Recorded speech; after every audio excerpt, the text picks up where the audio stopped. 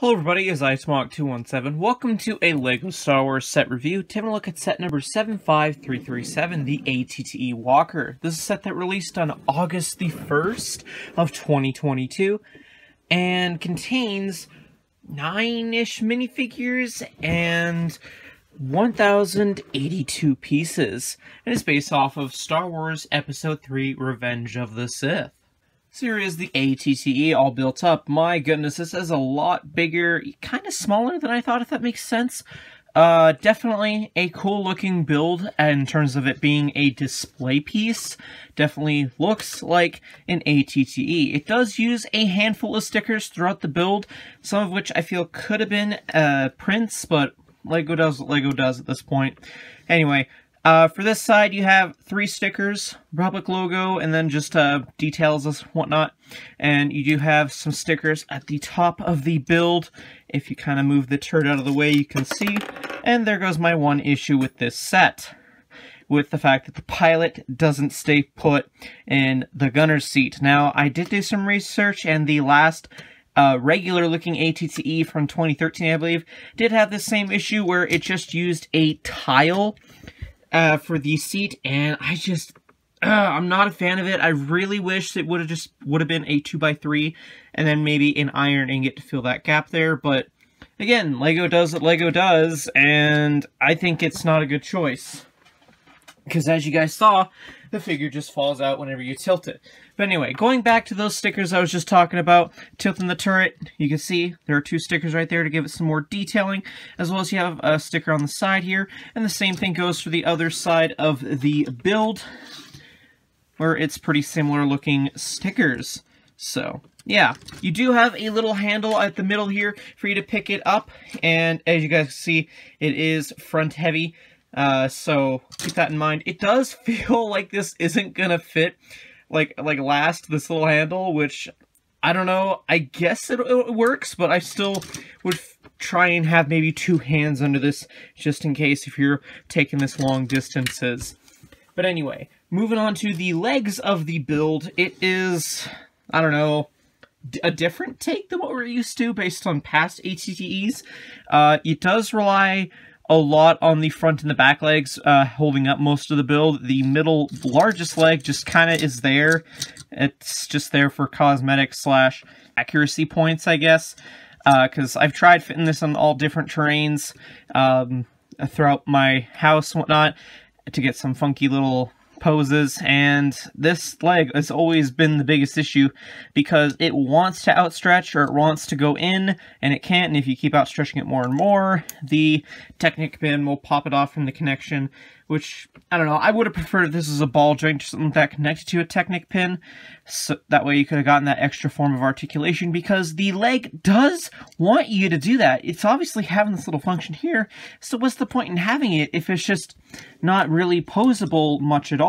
Like, I don't know, it's just a little nitpick I have, I guess, with this set. You do have some ball joints for turrets on the back and the front of the build, and my goodness, I completely forgot regarding the turret. Again, there are some stud shooters on the front, which not a huge fan of, but could be easily modified out. And use those stud shooters, you press on the trigger here, and it'll shoot it out. And you do get some extra studs, and with the extras, which I'll show off later, in case you lose any studs. Anyway, yeah, you got some here on the front as well, and you can pose those however you see fit. Move this up or down, I guess. Another issue I have with this, sorry, I'm bouncing all over the place, is that if you're trying to lift this up, you can kind of see the side has the tendency to want to move up, and that does actually play into the play feature, which, if you flip that all the way up, you flip these panels open to the side, like so, and you can have some access to the interior.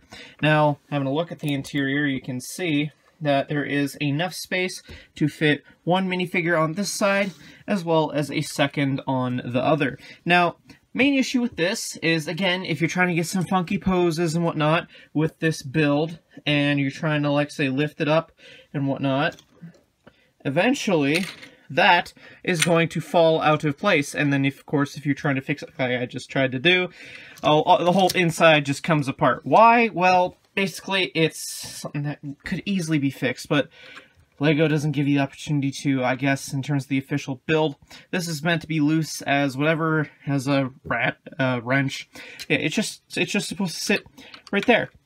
Like, it's pretty loose, and I'm not a huge fan of that because, again, like I said, you're trying to transport this all around. You got minifigures in there, and that's not going to stay. Speaking of something that isn't going to stay, like this, I'm not a huge fan of the jumpers. It uses jumpers to fit on these little crates and whatnot in the build. So you can see there's jumpers right there. So fitting this little crate in there, I've actually taken the liberty of fitting the gunner's weapon in here. So the gunner does come with a weapon, but it just fits to store in this little crate. But you do get some white binoculars, which is a nice inclusion in this set, because, you know, can't go on a whole mission without having some binoculars. Anyway, but yeah, no, this just fits right there, and it's a little hard to get in there and align perfectly, but it is a bit annoying. Again, going back to this, it can be easily fixed, because as you can see right here, there is an open thing right here, which you probably could slap a stud on there, and then that would probably fix the whole issue, and it would stud into place. But again, LEGO couldn't be bothered to include a stud or two to fix that issue. It's just LEGO being LEGO. Anyway, as you guys can see in the back there is a thing holding some thermal detonators. And again, that can be removed because it's on two jumpers. And don't really see the point in this because it's just a thermal detonator holder. Could have used just another crate for that, honestly. Anywho, flipping all the way to the back of the build and putting this all back up. The backside does actually open as well, and it's pretty much the exact same way that you would open the front, except you just take these little butt guns, push on it down a bit, and float it all the way down to like that. And again, just like the front, flip that up, flip these open, and you got the back and access. So you can hold about 5 different clones in this section of the build. As you can tell, you only get 3 2/12. So 2 of them I put here, and 1 in the pilot seat, which we'll have a look at in a second here. I'm jumping all over the place again, apologies. But anyway, yeah, you can fit 1 2/12 here to control the butt guns. So how that would look when that's closed is like that. Kind of give you an idea how that looks, I guess, for the clone. Anyway, moving the clone, and you can get a better look at the stickered element that is right there. I kind of could have wished it was a print, but sticker works, I guess. Anyway, you do have a weird metallic mug. Don't know why that's included. Same thing goes for the fire extinguisher that's in the middle. So, weird inclusions. There are some jumpers throughout this, so it kind of makes me wonder if you bought more 2/12 with weapons and whatnot, you could just say, buy to the mug, and you could flip the things here, because one issue, again, I'm finding so many issues with this set in terms of the interior. The instructions don't tell you whatsoever how to display the figures and weapons, so I had to figure this all out for myself. So what I've discovered is the rifles work perfectly if you put it on this 2 jumpers right here. It doesn't tell you that in the instructions. I had to figure that out for myself. And another issue I have is, yes, you do get some weapon storage from the regular DC-15s. You get like 2 of those. Yay. But I guess you could fill the other DCs right here. But you cannot fit this 2/12 here unless you have his arm pushed back that far. If you guys can kind of see how far that back, how far back that is. Because, again, you flip this up about the same height as him, put this back here, he will not fit. He does not want to fit at all, and, again, could have been helpful if that was shown in the instructions, because it's a hassle. Now, again, you could find an easy solution for this by modding the set, technically, and, again, there's still issues, but it's just a little bit easier because it can turn. But you guys get the point I'm making. This is dumb, redundant, whatnot, and yada yada yada words. Frustrating. Anywho, not really much else to say about the interior for this set because that's pretty much all there is. So, yeah. Taking a look at the front of the build, I guess. So here is the front of the build. Again, going way back here. Now, as you guys can see, the 2/12 fits in there quite nicely. And I like it. It seems almost seamless. Like, how the heck are you going to get this out, you know? Simple. You grip, you put your index finger and your thumb right on these 2 dots right here, and pull outwards. Bada bing, bada boom. You got yourself access to the interior. And of course, you can fit one clone minifigure in there. Biggest issue though with this is clone can't really fit the controls. Like, you could probably try and angle it, but kind of think there should have been at least 1x2 or something like that, lifting up these controls so that the figure can at least try to hold them relatively nicely looking. And more modifications needed for this set. And if you're wondering what the interior looks without that cockpit, that's kind of what it looks like. So connection point, yada yada yada, and it fits back in like so. Anyway, that's enough going on about this ATTE. Let's have a look at the figures that are included in this set. Let's take a look at the first two minifigures included in this set. Now, before anybody comments saying, why does the Spider Droid count as a minifigure? Plain and simply, Brickset has a minifigure ID for it, so therefore I'm counting as a minifigure. Whatever.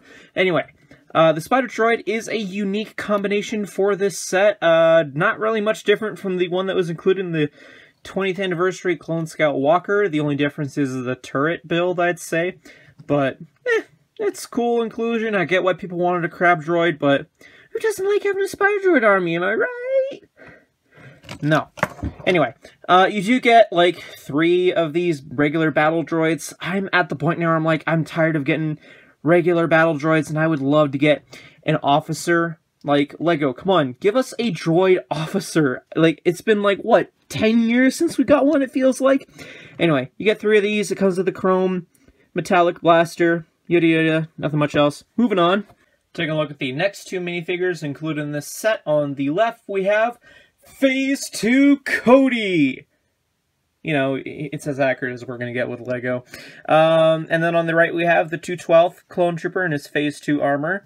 Now, I'm actually okay with the holes on the side of the minifigure's helmets. For comparison, I guess, compared to what they used to look like without the holes. Here's just what it looks like, I guess. So, yes, it does look a little weird on the minifigure, but keep in mind, they're trying to replicate the location for where it was on the Phase 1, and it just wouldn't work where a lot of people are complaining it would be. So try to keep that in mind, because, like, it worked with the Phase 1s, because they have to think with the visor and whatnot for it dipping down, and so if the holes were here, it just wouldn't work, it would mess everything up. Technically, it could be resolved if they just move this up, but I can see where Lego thought that was a hassle, so I'm fine with it. It gets the job done, and I can understand why. Anyway, Phase 2 Cody. He looks brilliant. Not sure if I fully agree with the printed on jetpack, but is what it is. Kind of wish there would have been a way for it to include an antenna on the arm, but again, technology isn't available yet for Lego, I guess. Flipping up the visor, you can have a better look at what the helmet print looks like outside. Pretty accurate, all things considered. And he does contain a regular DC-15 blaster. As for the 212th, same deal. Pretty much unique leg, torso, and helmet print. Also, one thing I should mention real quick is all the clones in this set, minus Cody, have the generic new clone facial print. However, Lego actually went through the extra effort to give Cody a unique facial print with that scar, which I actually give them props for, because that's actually pretty accurate, you know? Like, we all know Cody has a scar on his face, and so a unique facial print works, in my opinion. And I expect if we get any other clone commanders or officers or whatever in the future years, they should have unique facial expressions as well. So I hope it's a trend Lego keeps up. Anyway, you do get 3 of the regular 212s in this set. I wish it would have been 4, because it just makes sense if you're buying 2 of these ATTEs to load up one with just 212s. Anyway, let's have a look at the last minifigure included in this set. Let's take a look at the final minifigure included in this set. You have the Clone Trooper Gunner in Phase 2 armor. We haven't gotten this kind of minifigure for quite a while, so it's probably going to dip the older version's value a little bit, but that's fine, because again, we're getting a new version. I probably don't see why we need to have the holes on the side of this, but I guess Lego's just used to using this new mold now. Plus, like I said, lets you modify this if you want, so I guess I'm okay with it. But anyway, he does come with a short blaster. Again, no weapon storage really. I just makeshift the weapon storage with that crate in the set. But it's nice they gave him a weapon. He does have some nice torso printing that is currently exclusive as the time it's recording. And again, no unique facial print. Cody is just the only one that gets that special treatment. And I'm willing to bet that these legs are the same ones as the Phase 1 legs that we got earlier in 2022. So, not sure how I feel about that. Is what it is, I guess. Anyway, not really much else to say about this minifigure, so let's have a look at what else is included in this set. Taking a look at the instructions, they are quite thick, and I honestly don't mind this render. This render actually looks pretty decent compared to all the other LEGO set renders I've gotten and reviewed earlier this year. But anyway, you do have a QR code if you want to build the set digitally, and this set does contain about 6 bags, so... Although, technically it's 5 because the first one is just made to make that dwarf spider droid and whatnot. So, if you don't want that, just throw the first bag away and then continue on with life. And they do have a progress bar with Cody. My goodness, I love the progress bars with minifigures. Always going to praise that. Anyway, flipping all the way to the back. Got what looks like the completed model. It tells you how to fire the stud shooters. Doesn't really tell you where to fit the weapons storage, just tells you where you can put the minifigures if you so please. Why, LEGO? Why don't you tell me where to put the weapons? Why? Anyway, you got the same render from the front of the instructions, don't know why. Anyway, you got advertisements for the other Star Wars sets that released in 2022, and a parts listing that goes on for about 3 pages, and then a win at the back. In terms of extra parts, this is all I got in my copy of the set. Overall, for a set that you're paying about 180 Canadian for, I really wish LEGO would up their game and not have so many flaws. At least for me, I find them flaws. Because, again, you're going to have to modify this set a lot, and for $180, kind of wish it feels like you wouldn't have to modify it much. But I can see a lot of modifications I'm going to have to do to this set. Besides that, though, it's a beautiful looking display piece, or playset, I guess, if you want to try playing with this, although I don't see how, because there's not really a lot of posability with this. Anyway, can see why people wanted a crab droid. Kind of weird that they included a spider droid. Wish that there would have been only 2 battle droids, one of them being a commander, and then one being a regular. And then instead of a 3rd battle droid, wish there would have been another 212, because if you're buying 2 of these sets, you could fit all those clones in there without having to have an extra Cody, if that makes sense. So, yeah, again, pick this up if you're a huge Star Wars fan. It's a great display set, but just be aware of those flaws. But, yeah, it's okay, but definitely wish that you get more value out of it. Anyway, those are more or less my thoughts. Let me know yours in the comment section down below. If you enjoyed this review, hit that like button, subscribe, all that fun stuff. Anyway, thank you everyone so much for watching, and I'll see you all in a future video. So then, I'll see you later.